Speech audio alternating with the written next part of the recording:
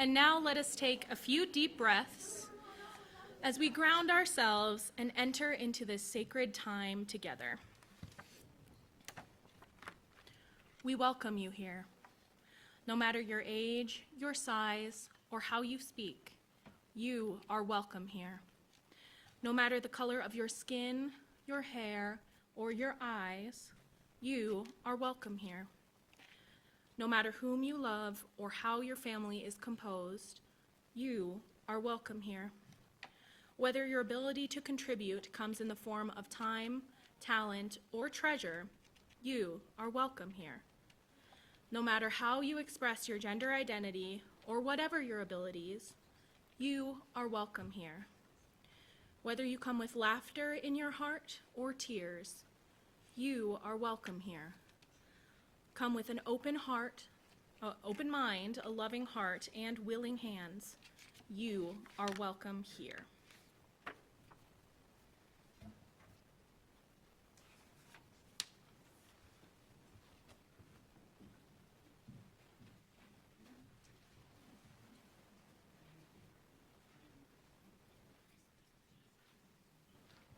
I'm playing double duty this morning, as you all can see. So the opening music today is called Just Be Kind, and this was actually written by our own lovely Janet Hassel and inspired by one of Wendy's sermons back in 2025. So thank you, Janet.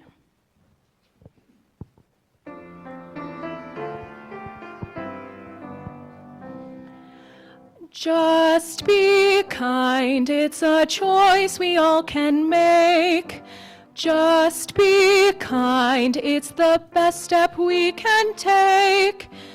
In this world of sadness, a soft word can mend an ache, and the prison of discouragement you can break. Share a smile, tell somebody that you care. A random act of kindness says, I'm really glad you're here. Spread some joy, share the blessings you've received. Pass them on to comfort anyone in need. Just be kind, will you lend a shoulder just to catch some tears? Listen to their problems and dispel their fears. Just be kind, tell somebody that you care. A kindness is the answer and is always there to share.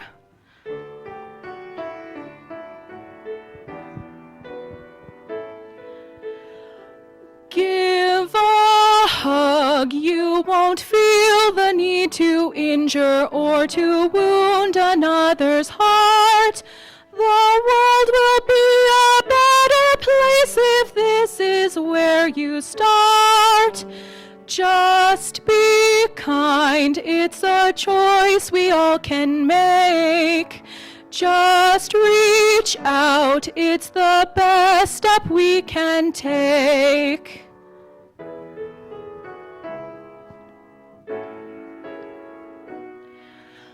Just be kind, know that kindness is our gift of love we give to those who need it. It's warm and sweet and freely flows if we just let it. Love wins it all, it's a truth that's universal. Warm and sweet and freely flows if we just let it. Always just remember and ever keep in mind, when all else fails, just be kind. When all else fails, just be kind.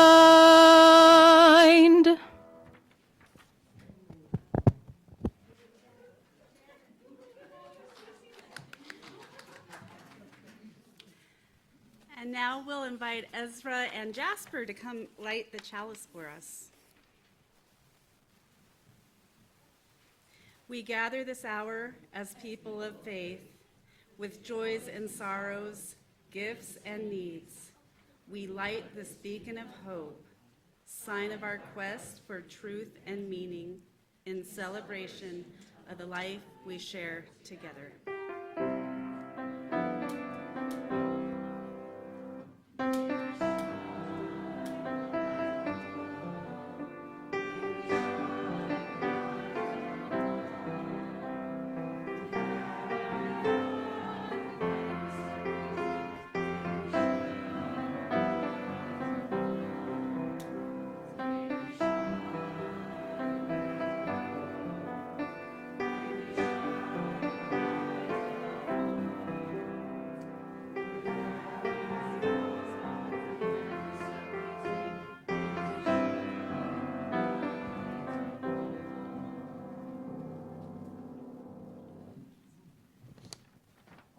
Good morning, everyone.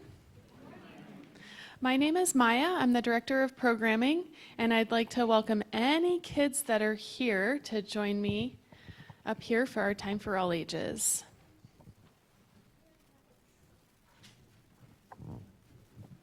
So this month in RE, our theme has been Embracing Possibility. And so today is the last day for that theme for us. And so our focus today is going to be on the possibility of building a better world.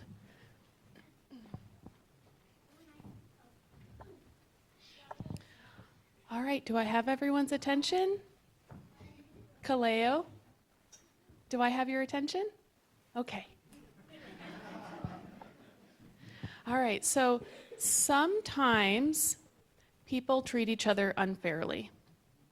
And many times people treat the earth unfairly. And sometimes that harm is accidental. It's not always intentional. But either way, that can make us feel sad, and it can also make us feel a little helpless. Things don't always go as planned. And still, there is always still the possibility of building a better world. It's possible for each one of us to make a difference. So there are 5 simple rules that we have to help us build a better world. Can any of you guess what they might be? And here's a clue for those of you that are familiar with our space downstairs. We have some RE rules listed on the wall. Some of those rules are on the wall. Can anyone think of a way that we might behave that will help promote respect and kindness and build a better world? Maybe just be helpful to other people. Thank you. Be helpful. Anything else? Only take what you need. Thank you. Only take what you need. Any other ideas? Ways that we can build a better world? Don't take what...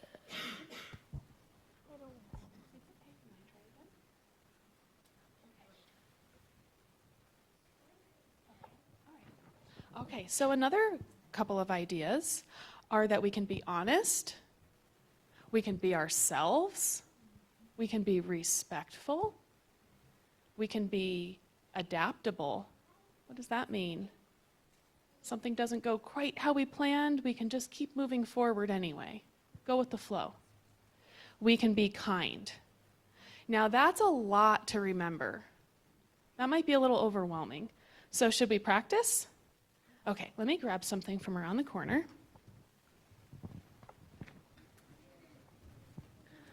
Okay, let's pretend that we're going to share these snacks, which we will in a few minutes downstairs. But let's pretend like I'm walking over to you, and I'm going to give you the snacks, and then, oh no! Okay, so what can we do right now? Let's, instead of everyone doing it, well, thank you for your help. So we're helping. That's one thing we can do. Let's pretend like a couple of these got smashed and now they're not even available anymore. They're ruined. What's one thing we could do if we have some snacks but not enough for everyone anymore? Because I just accidentally, say that again? Share it. We can share. And that's being respectful and kind. What else? We work together as a team. We all participated. And we're kind of going with the flow now. All of a sudden, we don't each get a bag. We have to share some bags. So there's all different ways that we can practice these rules when things don't go as planned so that we can still enjoy ourselves. Tobias? Maybe a couple people could eat the smash bags. Yeah, maybe we could do something clever with the smashed bags. So I came across a video and it really warmed my heart, and I want to share it with you because last Monday we had the Boston Marathon. And this marathon is very hard to get into. Thank you. People have to train very hard, and they actually have to run other marathons in order to qualify for them. So, do I have everyone's attention?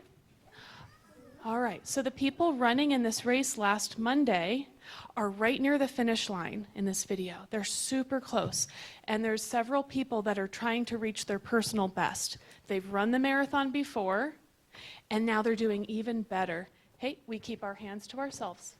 Thank you. And so they're getting very close to the finish line. They're all exhausted. They're probably feeling a lot of pain, and they're really motivated to do the best that they can and finish with their best time. So we'll go ahead and watch the video. I saw the finish, and I knew I was like crawling at that point, but my quads just like fully gave out.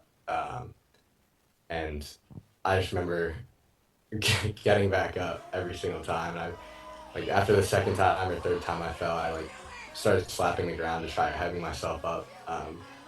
I tried a couple more times, and the last time I fell, I like rolled over for a second. I was gonna take a deep breath, and honestly just like started crawling or something.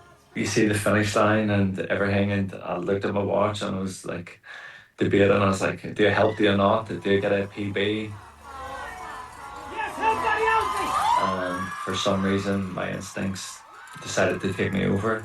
I was struggling to get him up, and if it wasn't for Robson to come over and help me, we wouldn't have been able to get there. 200 meters roughly is a long way to carry him. Everything was happening so fast that I couldn't really process anything. As we got to the finish line, I had my arm around AJ and I was calling for the wheelchair, and they went flying past me and AJ, and I was like, what are you doing?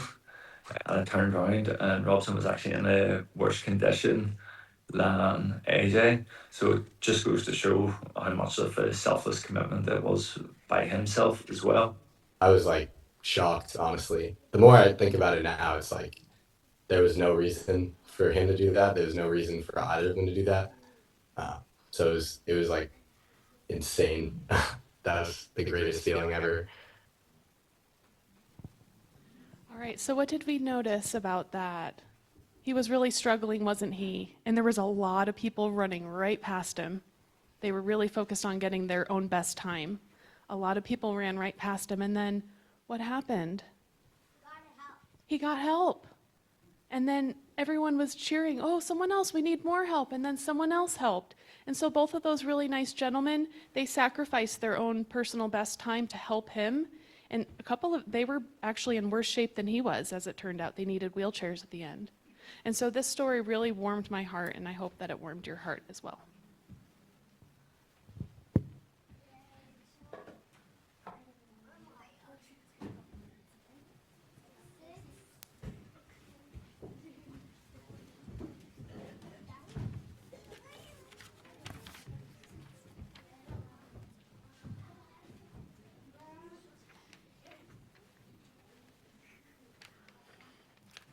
So we're very lucky today. We have two very talented sets of special music. And so Joanna is going to sing a beautiful song called The Soldier and the Oak, and she wanted me to share these lyrics. So our centering words are going to be the lyrics of the song that Joanna is about to sing.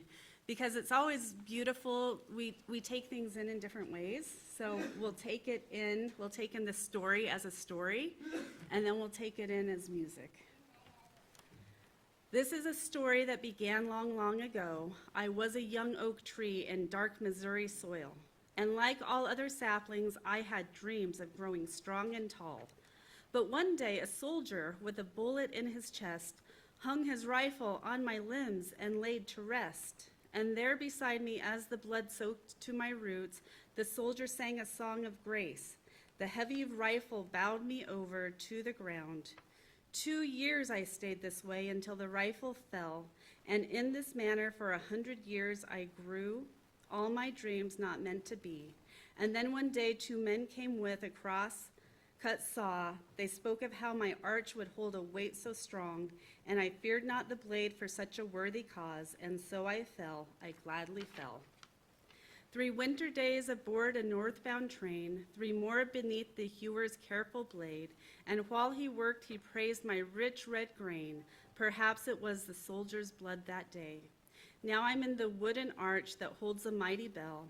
3 stalks before me cracked, but I shall never fail. Up in the tall cathedral high above my dreams of long ago, and on Sunday mornings when I hear that sweet refrain, I see the soldier's face like it was yesterday, calling angels down from heaven with that hymn he softly sang of God's good grace.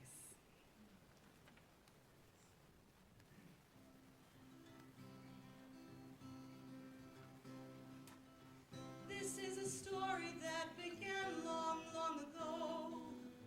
I was a young oak tree in dark Missouri soil. And like all other saplings, I had dreams of growing strong and tall. But one day a soldier with a bullet in his chest hung his rifle on my limbs and laid to rest. There beside me, as the blood soaked to my roots, the soldier sang a song of grace.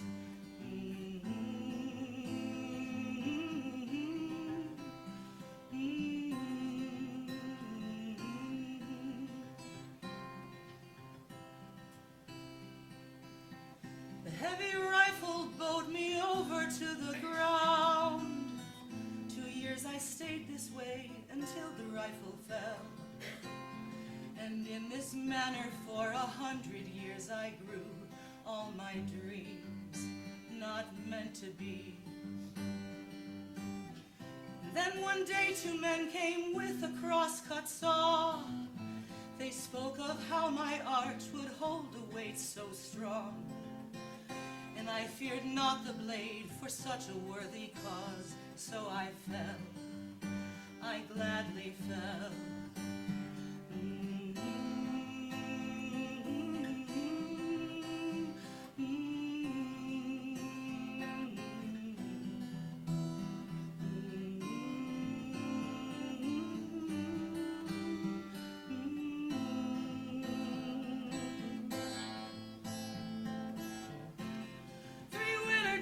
Aboard a northbound train, 3 more beneath the hewer's careful blade.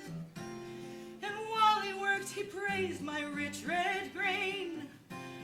Perhaps it was the soldier's blood that day. Now I'm the wooden arch that holds a mighty bell. 3 stalks before me cracked, but I shall never fail. Up in a tall cathedral high above my dreams of long ago. And on Sunday mornings when I hear that sweet refrain, I see the soldier's face like it was yesterday, calling angels down from heaven with that hymn he softly sang of God's good grace.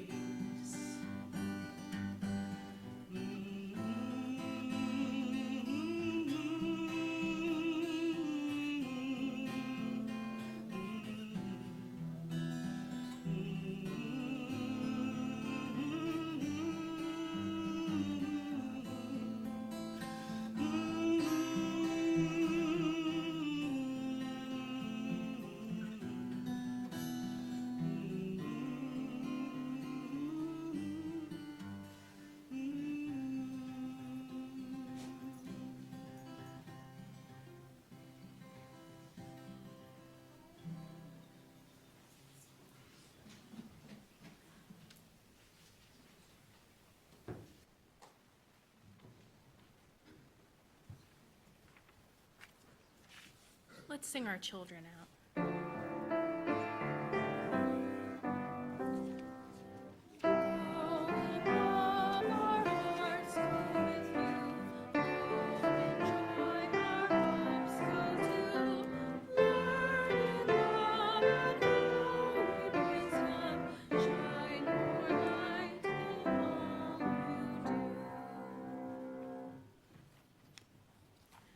This community of care is created through our work and time together, our commitment to one another.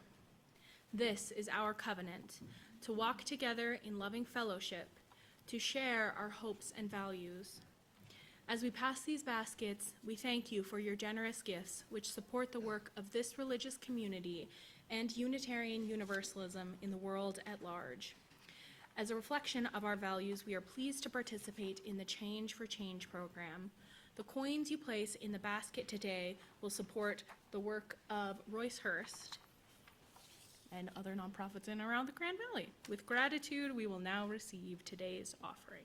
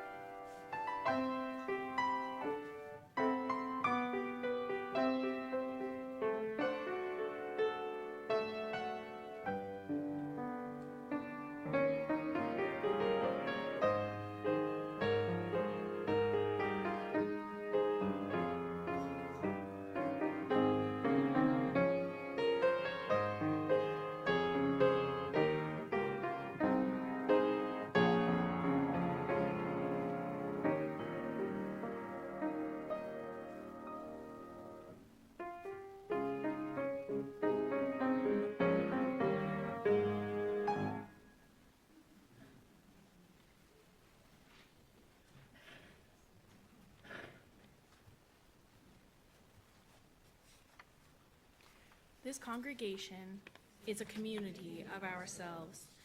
Its energy and resources are our energy and resources. Its wealth is what we share. As we contribute to its life, we affirm our lives within it.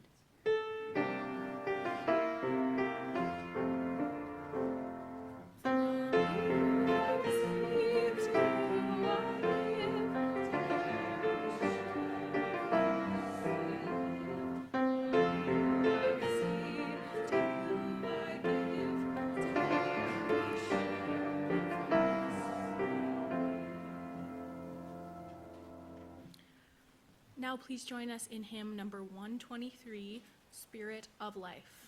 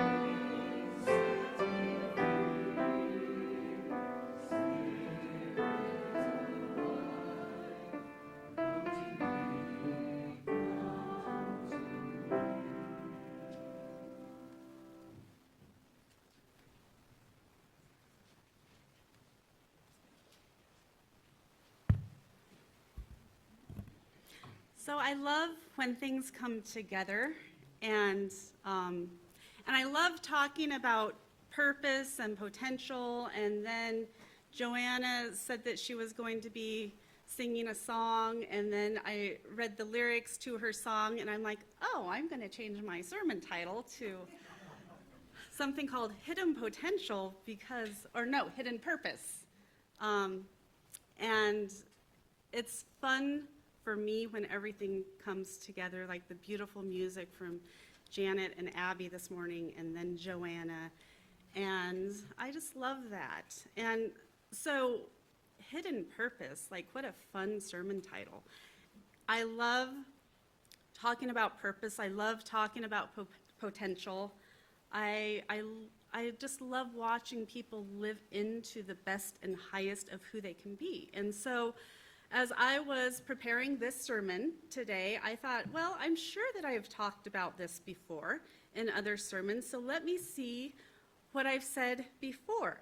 And so I was looking up different sermon topics, and there was one sermon about vision and abundance. And so I was like, what was that about? And I looked through my titles, and I started reading the sermon, and I'm like, this isn't about vision and abundance. I had to throw that sermon out because Donald Trump had just closed the airports to Muslims. And so I had to talk about what it means to show up for our neighbors who don't look like us. So I kept looking, and I saw a sermon titled Vision from a few years ago, and I thought, well, that will be interesting. And it looks like that sermon turned out to be about how our government was taking immigrant children out of their mother's arms and housing them in Walmart buildings.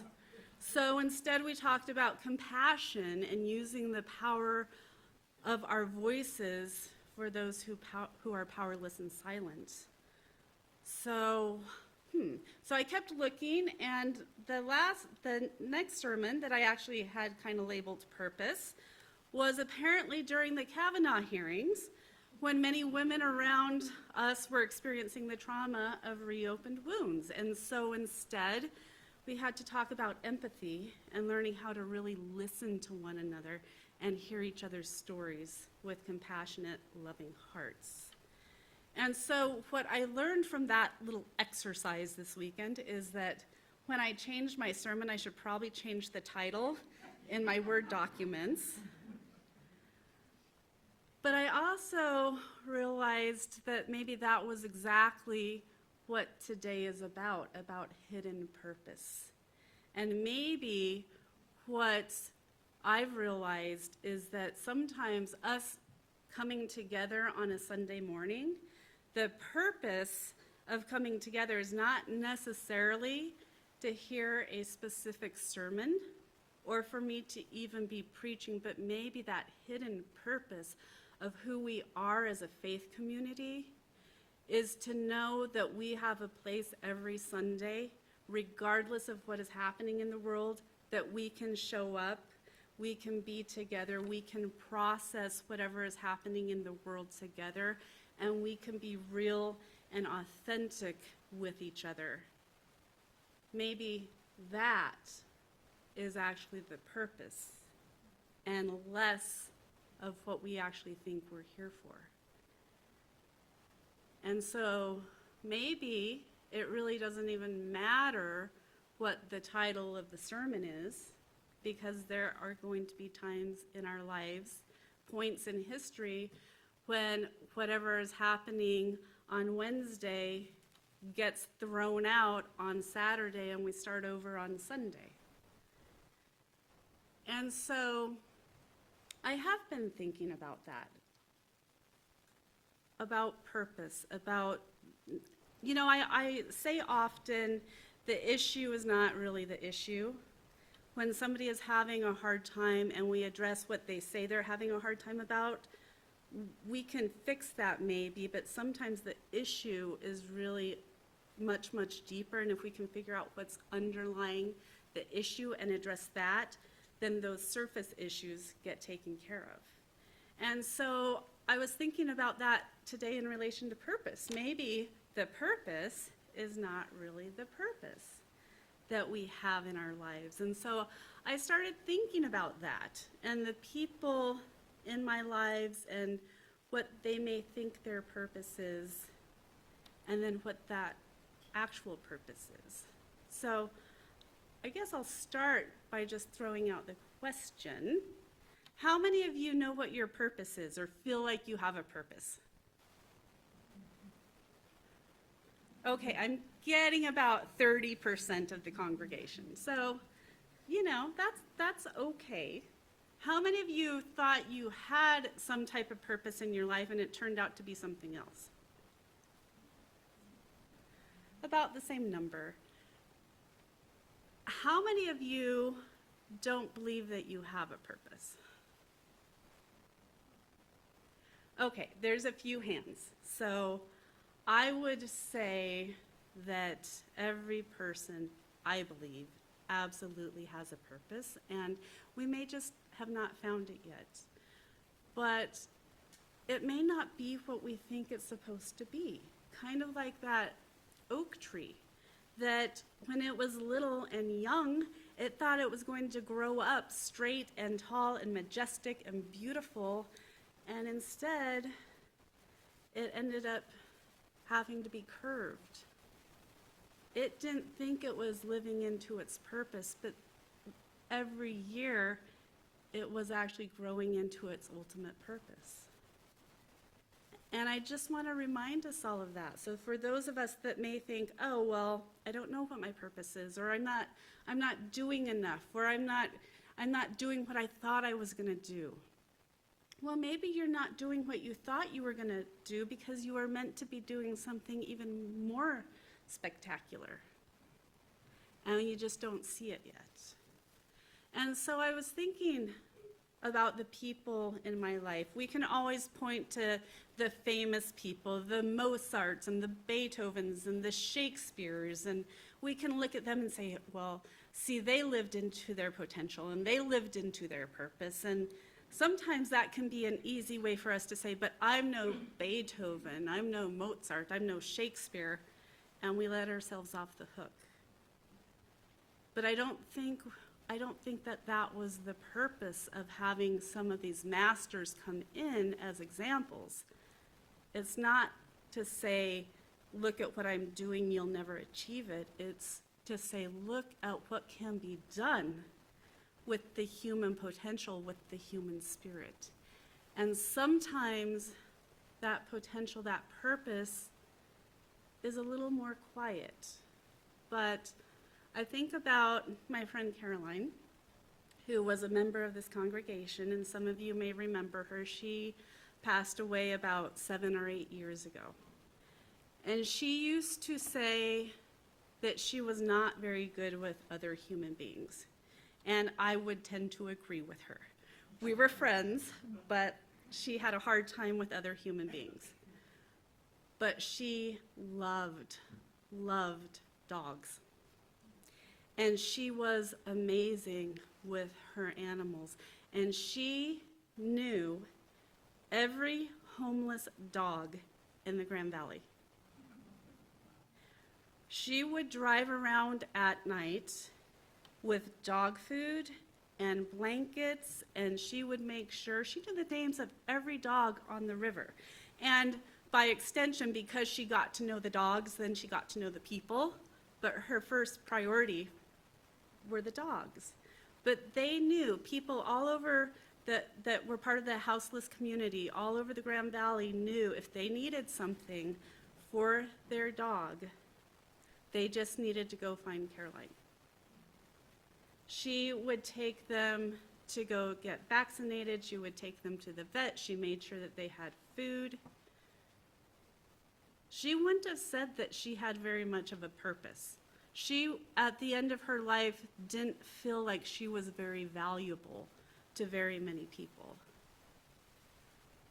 But she was extremely valuable and loved by a segment of society that for the most part is invisible. So let me ask you this, is that purpose? That's purpose, even if it doesn't feel like it's getting noticed.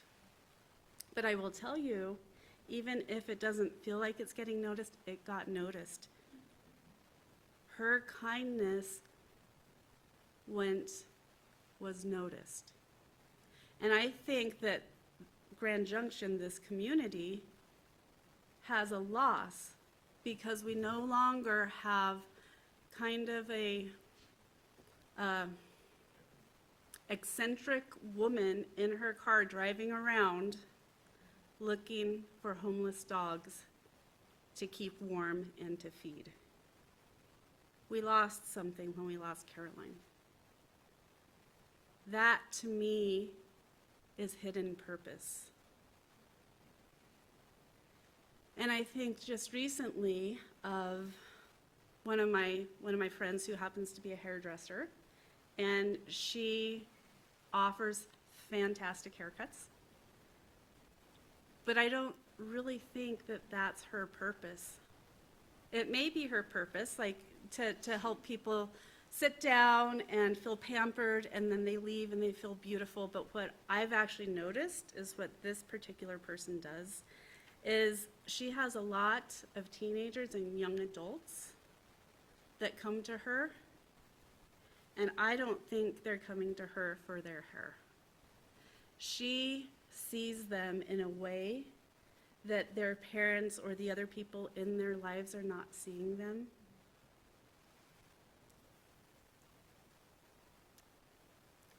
And she's a safe place for these kids who think they're coming to just get their hair colored. But they're coming for so much more than that. And I know this. Here we go. This is the Wendy that cries. It was a different Wendy that cried last week. It's this Wendy. But just, she went and she got this young person yesterday, picked her up from a house that's not the healthiest house, brought her to the studio, made her feel beautiful. But what she was doing actually yesterday was helping this young person feel safe. She was helping this young person have value, and maybe helping this young person find their own purpose and potential moving forward. And so we don't know. Maybe it was just a day of a haircut, maybe. But maybe in the trajectory of this other young person's life, maybe it was a turning point that my friend may or may not ever know. But that is the purpose. The hair gets cut, it grows, it gets colored, it gets a different color. But helping somebody feel like they matter when they've been told by their family of origin that they don't, that is why I think she's there. That is the hidden purpose.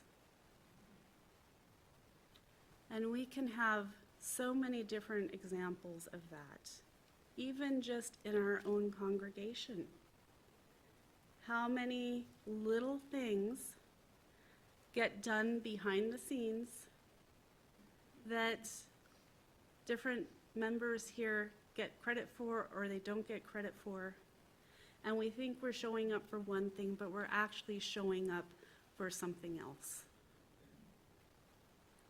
And so my invitation for this week for all of us to think, if you raised your hand that you know what your purpose is, that is wonderful. Are you living into it to the best of your potential? Can you be doing some more?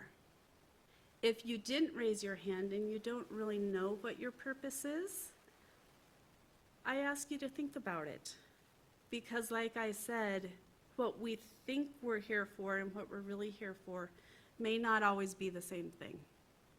And I look at this beautiful tapestry that we have, this quilt that we have on our wall, and if you look at it as the picture that it was meant to be, it's quite beautiful. if you turned it around, if it doesn't have a backing on it, probably what you're going to see are a whole bunch of little threads that are tied together, that are knotted together, and some of the threads are long and some of them are short, and they don't look, there would not appear to be a pattern if you look at the back of that tapestry. But every little thread that feels like it is knotted up in a random, ineffective way on this side is creating the beauty and the tapestry that you see in the picture on the other side. And so if you are looking at your life and you are thinking, I am just a bunch of these little threaded knots that have no structure, that have no foundation, that have no purpose, and it's just a bunch of random thread interactions, I wonder if perhaps you're looking at the wrong side of your tapestry. Maybe you're only seeing the back, and the back is where the creation is happening, but the front is where that beautiful picture begins to come together.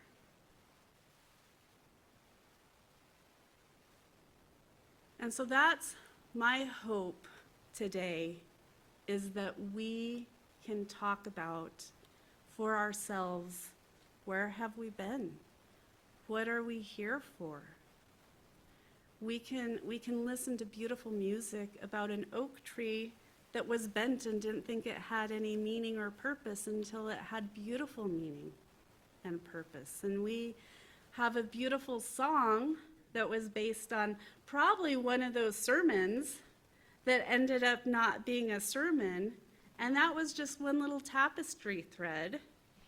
And so when we look at the individual actions, interactions, they may not feel complete. They may not feel that important, but we have no idea what that tapestry, the bigger picture of the tapestry that is being created. And we do that individually in our own lives, and we do that collectively.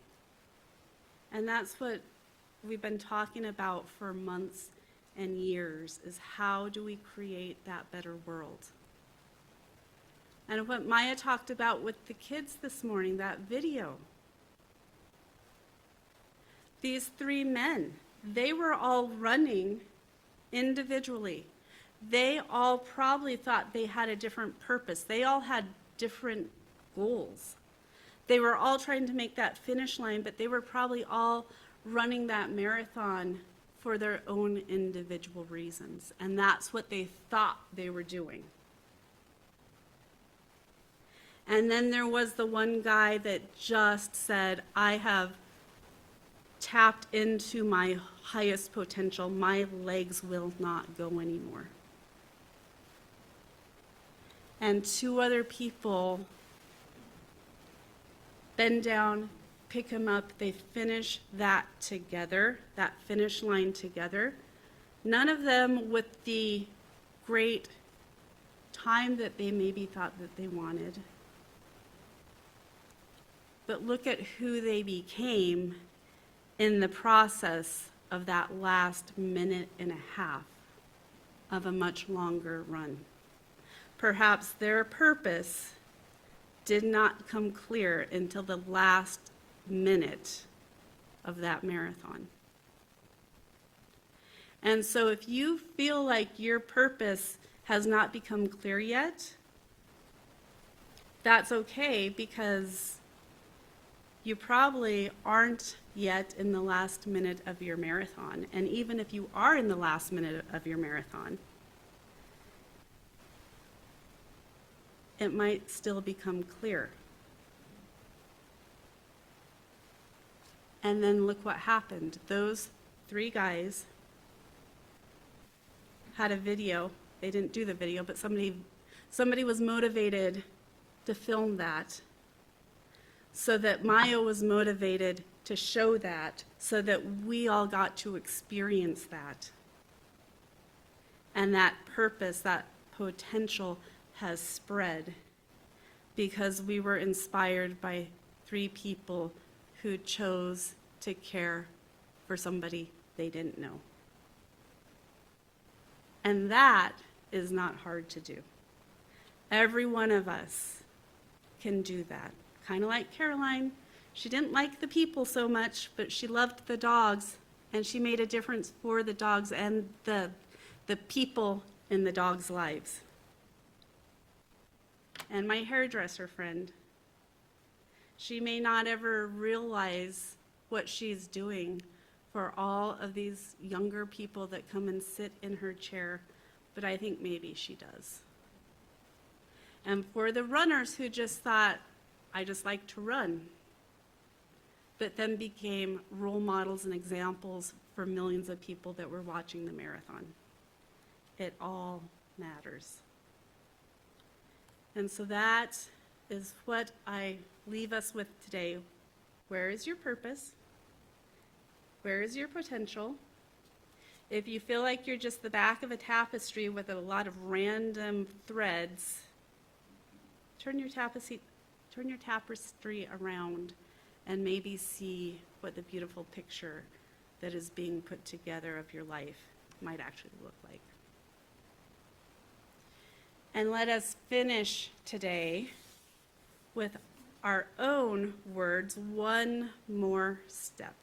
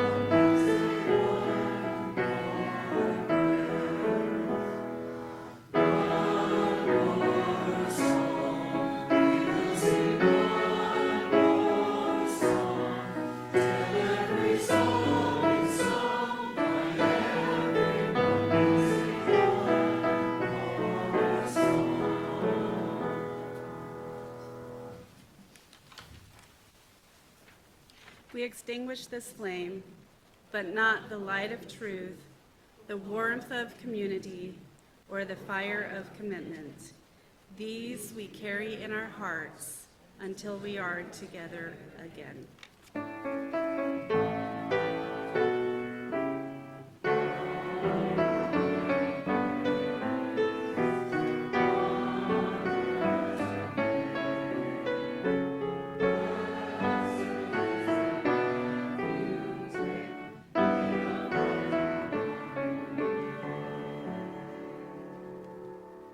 Go now in peace. Amen. If you are on Zoom, we will allow you to unmute yourself and join the virtual coffee hour.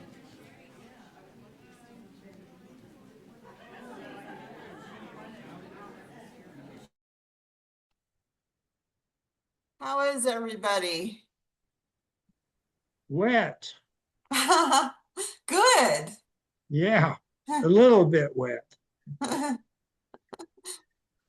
I guess Yeah, we didn't get very wet here in our yard. Well, we got 1/10 of an inch last night, so better than nothing. Yeah. I got Yeah. kind of, oh, go ahead. Well, it's still kind of drizzling where we are in Fruitvale.